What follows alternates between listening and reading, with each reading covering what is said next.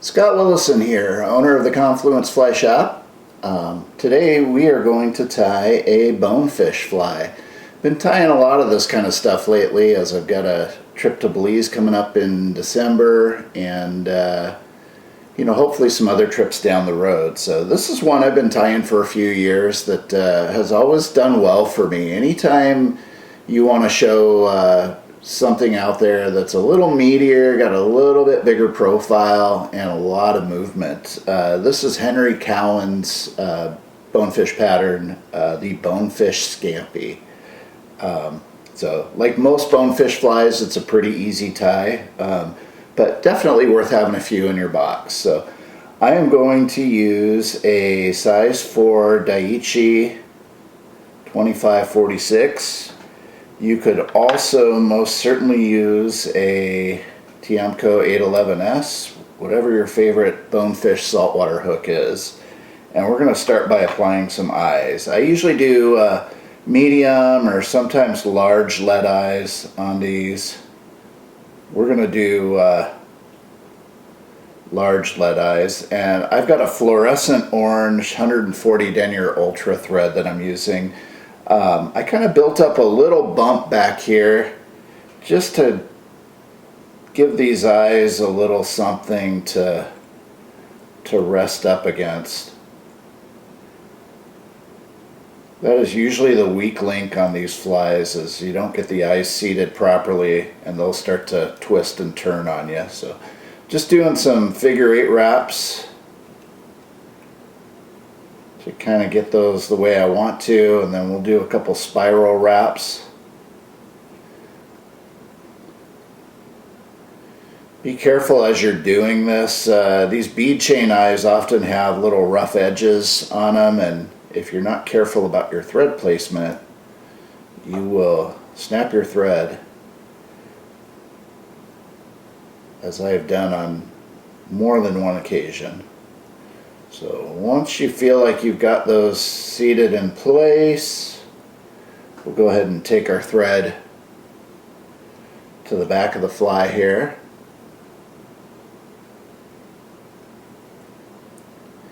And then back up to behind the eyes. So for the tail, I've just cut a small section of Pearlescent Mylar tubing.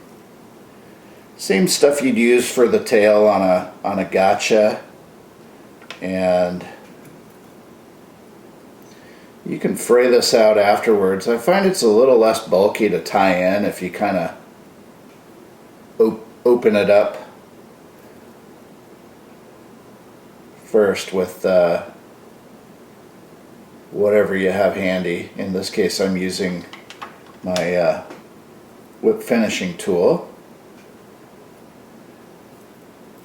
And then we'll go ahead and get that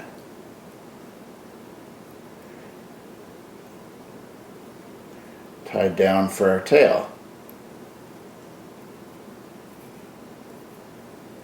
Not a particularly long tail, maybe a third to half the length of the shank. And then we can get rid of our excess here.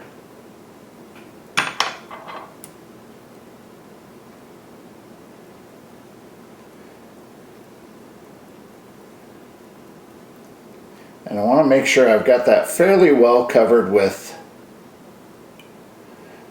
thread. That orange is going to show through a little bit on your body and give you a really cool effect. So now I'm going to tie in a length of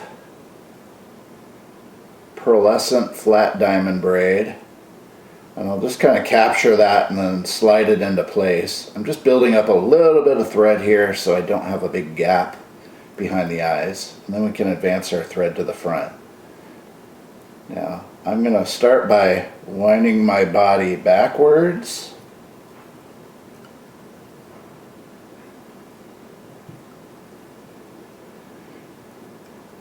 and I'm going to leave a little bit of that showing just for kind of an orange hot spot at the rear of the fly, and then we'll go ahead and wrap our thread up. We'll come around the eyes twice one way, behind the eyes, and then around twice the other way. And then we will go ahead and tie that off.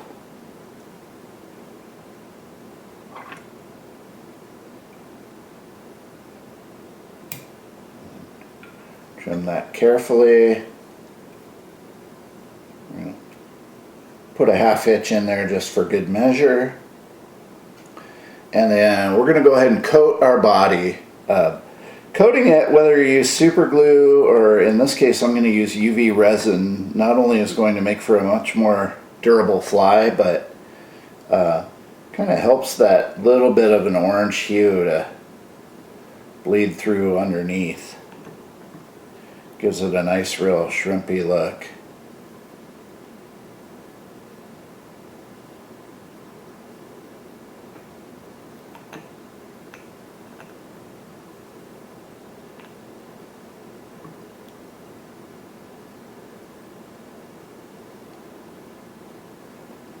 Make sure we've got everything thoroughly coated, especially up around those eyes.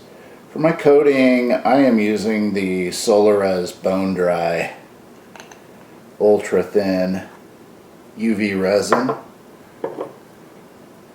which is hands down my favorite for this application. You can kind of see even under the light that orange sort of glows through from underneath. Just get all of it here. Alright, this next step we're going to take the hook out of the vise momentarily and invert the fly. I'm going to take a short, maybe 2-inch section of tan straight cut rabbit, and right back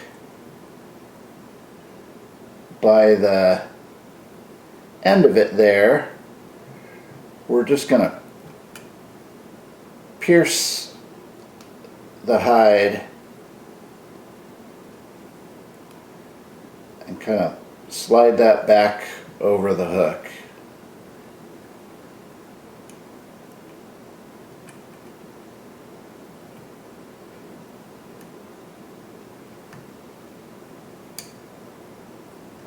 And then once we've got that done, we can just invert our hook here.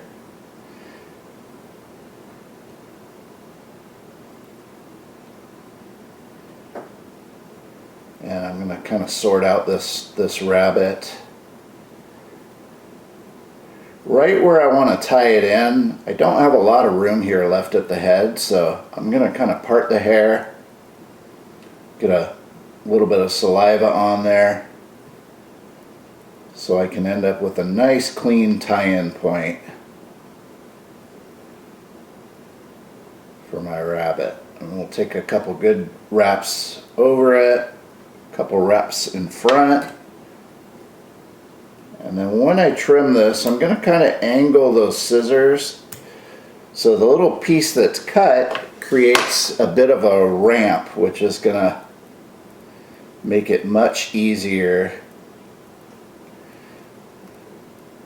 to bind that down without totally obscuring the eye of the hook. Alright, we're going to add a little topper on this fly. I've gone ahead and pre-marked up just a short section of craft fur. I already grabbed it, made sure to pull out any of the underfur. I got a little extra there that I neglected, but you want to get that underfur out of there and really keep this sparse. This is just going to add some additional movement to the fly, and you don't have to bar it, but since you know, mantis shrimp and a lot of the critters that bonefish eat are often barred, I feel like the barring never hurts in this situation. And we're going to tie this just slightly longer than the rabbit, but directly over the rabbit. And kind of gather it with a loose wrap, and then take some wraps rearwards towards the eye, and we're going to trim this the same way we did our rabbit. We're kind of trying to get in there real close and angled so that we can tie down over it easily without our thread wanting to jump off of a straight edge. And then the last bit we're going to add is just a single strand of Krystal flash down either side of the hook. In this case, I'm using a Rootbeer Krystal flash. You could use shrimp pink, you could use Pearlescent. It all looks pretty good, but I like the Rootbeer with the tan. And I'll just tie half of that down to the near side of the hook, and then we'll go ahead and just fold the rest of it over to the other side. And then we're going to make sure we've got that all covered up, and then we'll flip our fly back over and go ahead and whip finish.